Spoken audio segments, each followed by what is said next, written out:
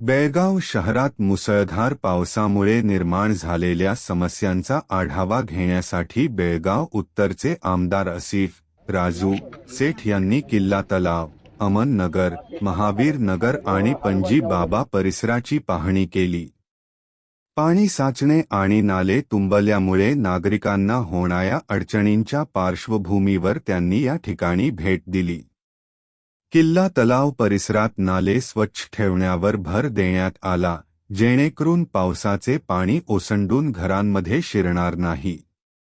अमन नगर, महावीर नगर आणि पणजी बाबा भागातही नाल्यांच्या पाण्यामुळे निर्माण झालेल्या समस्यांवर तातडीने उपाययोजना करण्याचे आदेश आमदार सेठ यांनी अधिकाऱ्यांना दिले।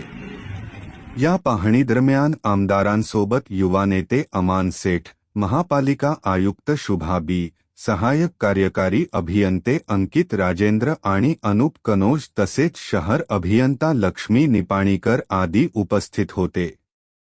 नागरिकांशी संवाद साधत आमदार सेठ यांनी तात्काळ शहरातील नाला स्वच्छतेचे काम सुरू करण्याचे निर्देश अधिकाऱ्यांना दिले। पावसाळ्यात वेळेवर हस्तक्षेप आणि सतत देखरेख ही अत्यंत आवश्यक आहे।